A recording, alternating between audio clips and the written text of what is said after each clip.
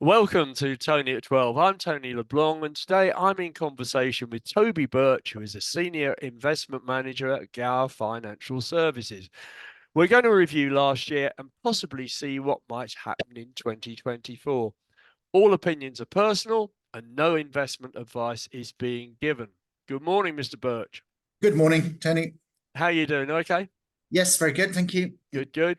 So it's a really weird year last year, I thought, because in the same way that you sort of see runners sort of going very slowly and then doing a sprint at the last moment, that to my mind appears to be December 2023. I actually can't believe you said that, because one of the things I was going to talk about as a parallel to the markets was that I did a cross country on New Year's Day, and because I'm so slow, I've got a massive handicap so I started off by myself and I was very lonely for the bulk of the course, plodding away, and all of a sudden these fast runners came zooming past me in literally the last half mile. So that's exactly the analogy I was going to use. I must be, well, I'm sorry I beat you.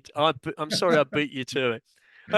We got some stats for the UK, the FTSE 250. I know that you normally use that as your yardstick, but you did say to me the other day that the 100 had done slightly better. Looking at the FTSE 250, plus 4.44%, not much. Yeah, I mean, the main market did 8%, and the sort of mid cap market, the 250, I say, did barely above 4%. Yeah, and that was very much the story of the year across all markets, in that the sort of the big household name leaders sort of stormed ahead and left everything behind, no matter what the value was or how good the company. Big was definitely better last year, until, as you say, the last few months they suddenly popped through. Yeah. I mean, but it looks a bit pitiful compared with the US, where Standard and Poor 500 plus 24% over the year. There's a bit of a bias in the States, because the index contains what's called the Magnificent Seven. So Right. all the big tech names that Yeah. you've heard of, who've had a massive year, that's dragged up the whole index. But until December, everything else was flat or negative. But it was quite interesting. I think towards late December, there's one day where all those big names actually fell, Yeah. but everything else, the market ended up higher, not just the Dow Jones, the NASDAQ as well. And that shows you there's kind of a distribution into other parts of the market, which are now picking up. So it's a very positive sign. It's called strong market breadth. And this bodes well for this year, well, hopefully. Okay. Looking at Japan, the Nikkei 225 plus 28%. Still well down on the 1980s, though. Yeah. And the thing you've got to take into account is that the yen has devalued substantially. So if you invest in sterling terms, that gain was only, say, 12%. Yeah. So it looks good on the outside, but it's all about currency. Yeah, definitely. How is sterling doing? How do you see that? I mean, it's easy to say it's recovered, but in reality, it's the dollar which has weakened. So if you look back to October, we're trading about 1.2 dollars to the pound, and that's since turned around. In fact, the pickup in stock markets and financial assets generally has been helped by the weakness of the dollar. So it's really a case that people are starting to factor in rate cuts in the States, less so in the UK, and that means in relative terms, the UK interest rates might stay a bit higher than the States for a bit longer. So it's just a relative thing, really. What's the weakness of the dollar all about, Toby? I think it's the idea that the Federal Reserve won't be putting up interest rates anymore, but instead, in theory, be cutting them quite aggressively this year. Again, the markets tend to get sort of almost like they're sort of bipolar. They get really sort of down when things are low, like in October. When things turn around, they get over exuberant, and as ever, the kind of reality lies in the middle of those two extremes. Yeah. So dollar weakness is good for everyone, really. We've talked about pendulums before, haven't we, on exactly. all sorts of things from that point of view. Energy prices. Brent crude is, I checked it out the other day, and it was $76.64 per barrel, which is a lot better than 100 plus that it has sort of achieved in the past. Yeah. Do you think OPEC will turn the screw to try and keep the price higher? I mean, they did in November. They cut production by a couple million barrels per day, and this hasn't had a huge effect because there's been a big uptick in American production and efficiency, but that's likely to be a one-off. So I think you'll see oil steadily higher over this year, and this is not, if needs be, they can release more for their own benefit if they've got potential budget deficits. But this is kind of a Goldilocks level for OPEC in the kind of $75-80 region for their budget planning. And as we all, as we both know, there's a big disconnect between sort of narrative and reality where green energy is concerned, and there's just a relentless demand for fossil fuels. So as long as they're benefiting, then that's fine. They don't need to jack it up too high, because it just creates what's called demand destruction, and then it kind of off all the way. Now, I did hear, it may not be true, of course, that a certain Mr. Putin was selling a lot of oil to India, and the Indian government were then putting it onto the free market. Have you heard that one? Yeah, you hear quite a bit of this, and again, it's kind of a unintended consequence when you freeze Russia out of the payment system, out of the SWIFT system. Then there'll be another way for them to get paid, or you never pin down an entire country like this, and it might sort of spark off an alternative currency scenarios for developing countries. So it's always the way. It's like raising taxes. You think you're going to get more, but you end up getting less. And of course, it's the old story with a lot of oil prices. It's based on the ships at sea, isn't it? Yeah, that's right. You don't actually have to send a couple of buckets to India so that they can then resell it to the world. Yeah, it's all clever stuff and smoke and mirrors and everything else from that. Gets sold many times over to mid ocean. Assuming you can get through the Red Sea at the moment. Well, that's right. That's another problem, isn't it? Now, all of these politicians are talking about the importance of economic growth, and we just don't seem to see much in the UK, do we? No, the UK and many Western countries are hamstrung because they've got ever increasing bureaucracies and spending, and these bureaucracies bring sort of hog-tied growth, and it's it's kind of a paradox that the more you sort of regulate and interfere in the economy, the less it's going to grow. It's just it's quite simple, and entrepreneurs get fed up of trying to get things done, or they shift production elsewhere. Yeah. So kind of a sort of doubling down and self-destruct mechanism, unfortunately. So growth is great, because if economic growth is above interest rates, it means your debt GDP ratio falls. It's a very beneficial circle. But again, if people can talk growth, then actually putting it into action is pretty difficult, as we know in the Channel Islands. Very much so. We won't talk about Channel Islands politics, will we? You and I are a couple of spectators on the touchline, wondering who's going to score the next one. I don't know. Coming back to this question about rebooting growth, how do you do that and increase corporation tax substantially at the same time? I mean, that did seem a bit daft. Yeah, it's again, this paradox that Margaret Thatcher understood, is that and in fact, to be fair, recent chancellors have also got it as well, is that when you cut corporation tax, you get more tax revenue. Yeah. And we discussed this idea of the Laffer curve before, where, again, yet another paradox is that, cutting rates, allowing growth to motor ahead, means you get more income as a government.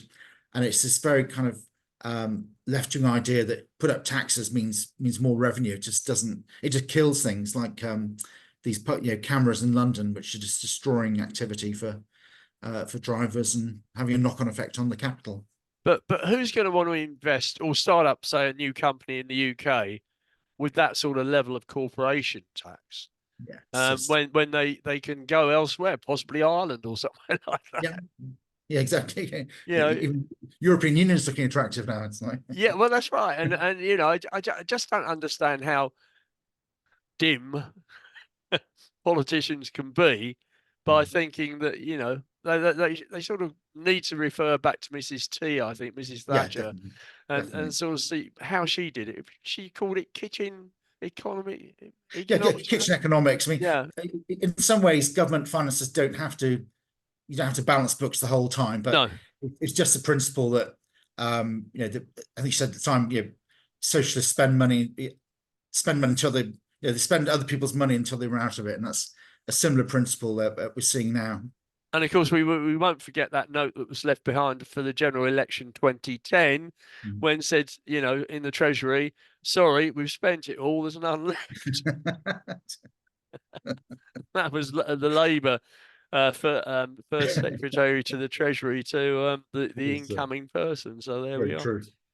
Is anywhere getting a bit of economic growth? I mean, the EU seems to be a bit bogged down at the moment. Think of Germany and France, for example, as the main contributors to the EU.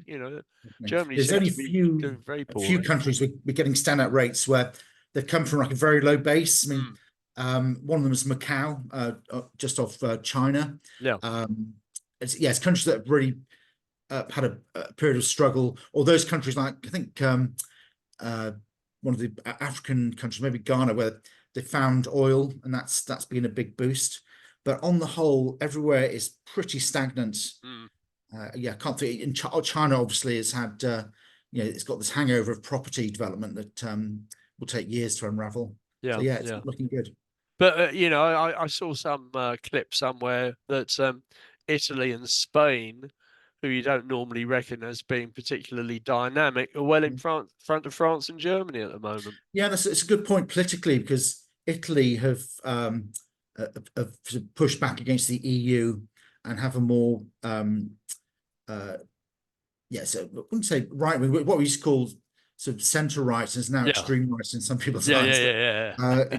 It's they're pushing back against the European Union, but also Argentina have got a very libertarian new prime minister. So although he devalued the currency, which isn't great, he did set out to slash the bloated civil service. So yeah, that could be a surprise winner for the year. Yeah. But they've declined the invitation to join BRIC. Yeah, again, it's a curious one, because you'd think they'd hitch a ride with the kind of the more growthy or commodity rich countries. So yeah, maybe the Argentines got a foot in both camps. Want to be keeping favor of the West, but at the same time adopt more sort of right wing, pro economic views. And of course he's got his eye on the Falklands, hasn't he?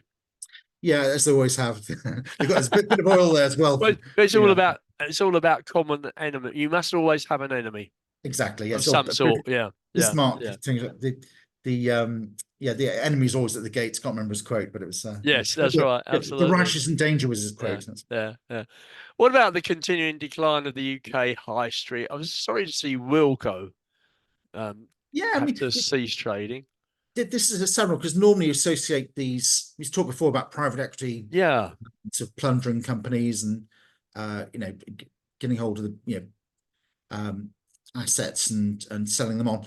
In this case, it was a family-owned firm since about 1930. Yeah, and I looked it up at the time. I think it was in summer last year, and there was a clip in Brief Encounter, the 1945 film. Yeah, you're a train lover, and of course that Wilco was actually in the background of that. So that was it's been around a fair while, but the family did take a fair amount of money out over the last 10 years. It's about 80 odd million. All right.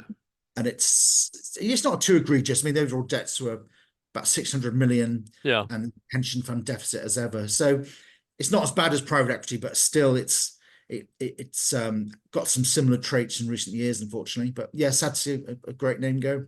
So the lenders will have lost out on that one. I'm sure they'll have covenants. Yeah. To get assets, and the administrators will sort that out. Yeah. So I mean, obviously you've got the value of the stock and the properties and everything else that can offset. Whatever high street property is worth now, I'm not too sure. Well, that's a problem. That's the real worries. Yeah. No doubt about that. And of course, there are others that have gone through the mill recently. And I have to say that the average British high street is a very, very sad place these days. It isn't. Local authorities don't help. They you're trying to get more footfall, and they're just crushed by these local rents. Yeah, and car parking charges and all Yeah, sorts of it's things. all Yeah. it's just, as I say, it's a doubling down on stupidity. It's like you make something worse and you do more of the same. And Yeah, that's right. Yeah. And then, It's sort like, of taking the doubling analogy, it's a tripling down when the council's bust. I mean, yeah. how how do you sort that one out? I mean, it just seems to me absolutely crazy that all of these Yeah. local authorities are bankrupt. And It's not just left-wing ones, it's some Tory councils oh have yeah, gone. come to Woking. Woking's Oh top of the yes, yeah. pops. That's the best one of the lot. They're putting up council tax by 10% in the forthcoming year. But the ideas that they have to actually sort things out. We'll close the leisure centre and the swimming pools, and also the public toilets. All right. And there are 6 public toilets. We've got more toilets on Alderney than Woking's got. I mean, what sort of contribution to the debt is that going to be? It's just crazy, isn't it? Yes, the end of days feeling to all this, I have to say. Yeah, totally. Interest rates coming down a bit. You think the UK housing market will pick up a little bit in the forthcoming months? It's more case of flatlining, I think, and having a period of fallow.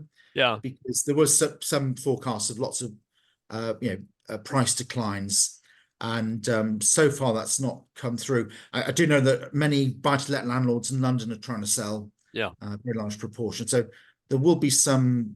I think people put in cheeky offers that they'll probably get taken up. And as in the States, the short and long term interest rates over the next couple of years are coming down too. So mortgage rates have come off a bit, and obviously banks have cut interest payment. Well, savers. Yeah. Before rates are cut. Normally do that first, don't they? Yeah, exactly. But I hear today that HSBC have come down a little bit, but of course, everyone these days goes for a fixed rate mortgage. I mean, when I was young, it was the only thing on offer was a variable, and there have been people, I think, that perhaps remortgaged, in December, suddenly find themselves locked into 3-5-year deals that are, not particularly attractive anymore. Painful. It's a really tough one to call. I mean, again, just Hitchy's Guernsey as an example, but our property sales have really slumped. I think it's the worst year, or one of the worst years since 2000. Yeah. So it just gives you an idea that prices can be at a certain level, but that just destroys demand, and people just can't afford it with and first time buyers can't come into the market because they can't get anywhere near the deposit that's required and everything else. Yeah, so it seems to be a dreadful situation, really. Yeah, so it may well drift down, and but yeah, it's hopefully not a crash. But at the same time, if things build more reasonable, maybe the first time buyers can get on board. One of Mr. Sunak's pledges was to reduce inflation. He has, up to a point, hasn't he? I think it's got down to what, just 4.7, was it, or something? Yeah, like that? it's a bit lower than expected, but matched his pledge. Although he's probably told by some that inflation rate is going to come down to this level, so make a pledge while you can. But there are various types of inflation, aren't there? Not just the indexes and things like that. And one of the things that apparently isn't so easy to control is core inflation. Is that right? Well, there's the headline rate, which includes food and energy. Yeah. And when you strip it out, that's the core. And in the past, the core's been very stable, but in the America particularly, one of the things that kept it stable was rental costs, and these have been flat for years, and all of a sudden they've shot up. So the core rate's now very stubborn in the States, and it'll take a while for that to come off. I mean, there's kind of technical measures, but inflation comes in different forms and causes. It's not just like supply and demand. That's part of it, but there's also the idea of the currency devaluation. It's kind of a hidden decay. So it takes more and more money to buy the same thing.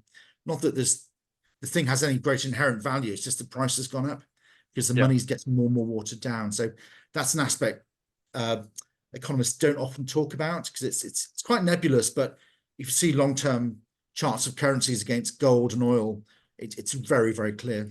Yeah, and of course, if you take oil for example, that's costed in US dollars, so there's a currency situation to consider every Yeah. time on every transaction there.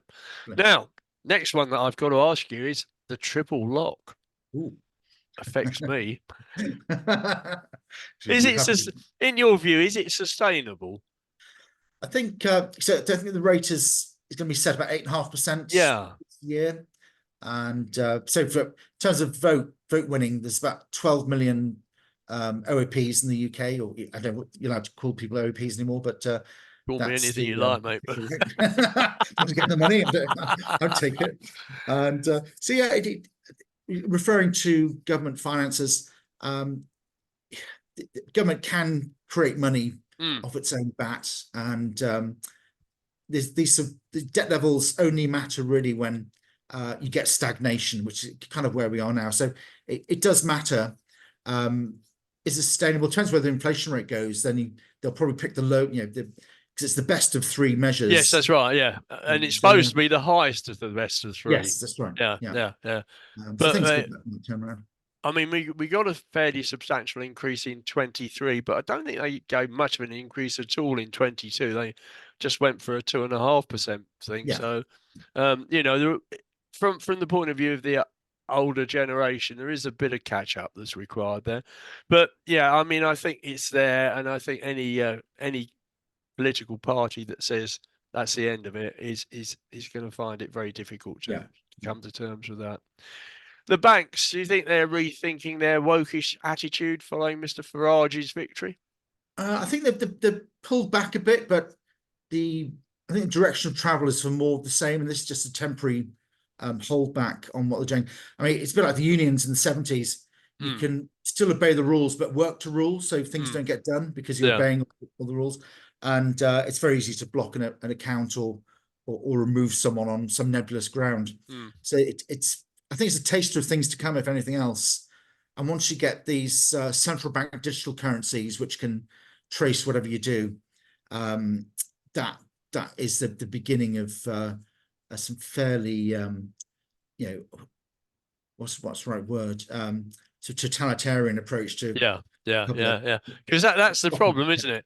It is going towards a totalitarian state almost, in terms of that. And the technology. Yeah, and you're not allowed to say this, and you're not allowed to say that, and it's all held against you, and you get crucified on social media.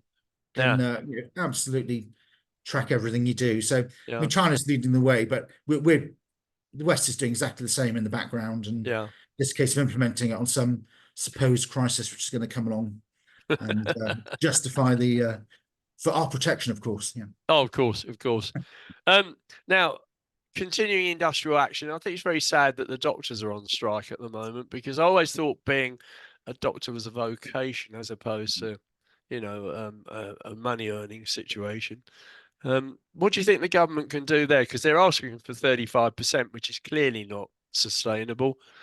It's a union pitch of trying to get backdated pay. Yeah, I do have sympathy for the junior doctors. They're an equivalent of about £14 an hour, which is not great.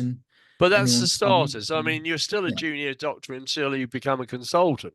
And there are lots of junior doctors, in inverted commas, who are probably on 80 grand a year plus already. So, it's the old story, isn't it? They sort of fiddle these figures to make it look worse. I mean, so my mother's a doctor in Liverpool, and she would never dream of striking. And no, that's right. And I was reading some of her articles from the past. She used to write quite a lot for magazines and things, and she despaired at the bureaucracy and the people in charge who had no medical experience and things. It's like civil service. These quangos get bigger and bigger and suck up more money. Right. Yeah. Less for the patients and doctors. So it's kind of what they're striking for is really it's pushing back against something that the medical bureaucracy has created, but then they don't get blamed for it. It's always the government. So I've got sympathies to both camps. But, yes, But I can see their point when they can see the CEO of the trust getting 300,000 a year plus. Yeah. But having said Ridiculous. that, obviously you can't give them a lump sum of 35% Yeah. on their present amount. So there we are. Right, let's talk about elections. Mm. UK general election coming up. I've just been listening to a bit of Sir Keir Starmer's speech. Okay. I sit here totally inspired, Oh. and I hope Yeah. you have a chance to see a snip of it later on today. But how do you see that one going? It's I feel really it's a real conundrum for the UK because you just can't, you honestly don't feel like you'd really vote for any of them. No. Maybe that's always the case, but I mean, Keir Starmer's obviously got his background with the CPS, which didn't pursue Jimmy Savile, so that always sticks in the throat for me. Yeah. Yeah. And Conservatives kind of, it just feels like a bit of a club. In fact, I've got a Christmas present for my daughter called Chums. It's all about Oxford chums. Yeah. Yeah. Conservative governments down there. It's a very small clique. And what have Conservatives really done in the last 14 years? And it's Not a lot, a lot. No, actually. no. No. Yeah, it's very frustrating. I don't think anyone can really make much of a difference given the debt levels and the constraints of of Western governments at the moment. Okay, so can I put this to you then? Bearing in mind that probably Labour's going to win, we don't know. Have the markets already started costing this into their prices? Well, strange enough, labour markets tend to do pretty well. So stock markets do pretty well under Labour governments, but paradoxically. Maybe that's just a thing of greater spending in the past. I'm not too sure. But because the UK market is really a window on the outside world, you've got some global companies and the like. It doesn't affect the equity market so much. It's more sterling. Right. So when things go belly up like they did with the fiasco back in October the previous year, then that really was saw sterling being whacked, and the bond maybe the bond market as well is another outlet. But for now, I think the eyes on the US election more than anything else. Yeah. So let's get on to the US election. Okay. I mean, I've never in my lifetime seen a situation where you've got so many people that I don't think possibly are fit to lead their respective countries, quite honestly. They're doing their best to keep Donald Trump out of it, in terms of these various court actions and disallowing him to stand in various primaries and things like that. Yeah, these a lot of these judges are obviously pro-Democrat, so this interference in the electoral process is very unnerving.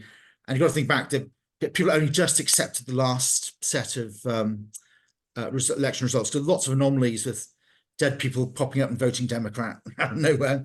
And this time around, if that happens again, and it's clear that big tech is interfering. It's always been the Russians, but it's often big tech companies as well.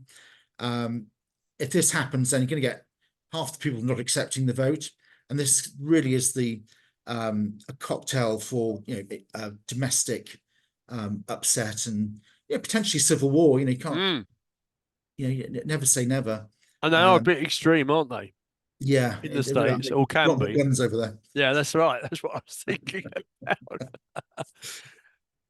Do you, without making too much of a commitment, do you see Trump making it? I don't think. I think there'll be enough interference in the system to make it to stop that happening. Yeah. And again, if he's got sellout crowds and Biden's talking to empty halls, it's going to be obvious that something's not right. Yeah. So it's quite unnerving, and this will start to kick in towards late summer. Yeah. Things will start to unravel a bit in markets, but for now, I think we've got quite a positive stretch ahead of us, although it's been rough the last couple of days. And I mean, I feel sorry for Biden in certain respects, in terms of the fact he's obviously having problems with getting old. Equally, it seems that his son has been involved in huge deals. So Yeah, I just can't believe how these guys get away with it, actually. Yeah, which it's quite common across many political leaders as well. Yeah, It's absolutely. Yes, yes, yeah, yeah, yeah. It's all about, what's in it for me.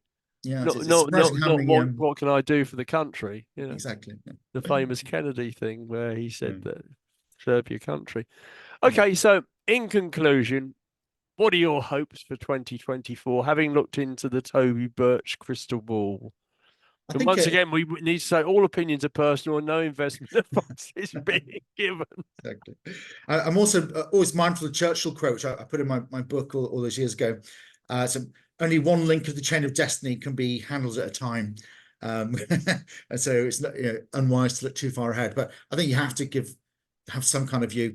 Yeah, My personal view is quite positive for the next 6 months with yeah, markets. There's been a long period of companies just utterly unloved, and that's just starting to stir. It's reminiscent of a flash flood in a desert where all of a sudden what looked barren is now blooming and full of colour. So unusual. I'm pretty positive in for the coming months. But the big caveat's the US election and what yeah, happens after that. yeah, yeah. So, but yeah, there's just I think that there could be some quite interesting things coming through on some debt restructuring possibly. Yeah. And this returns idea of modern monetary theory that governments can create their own money and they don't have to balance budgets. And I think that these ideas always come to a head when there's a struggle going on. So yeah, it's got kind of So first half of the year pretty bullish. Second half, wait and see. I think. So basically, in Churchill's words, KBO, yeah. We won't actually say what they stand for, but a lot of people will know what I mean. Okay. Okay, Toby, as ever, it's been an absolute pleasure to have a chat. We'll Great have to another speak to one you. in April, if that's okay, and see how Yes, of things course. I are hope going I'll see you then. in Albany We do for our quarterly turn. So many, many thanks, and take care. Thank you, Tony. Cheers.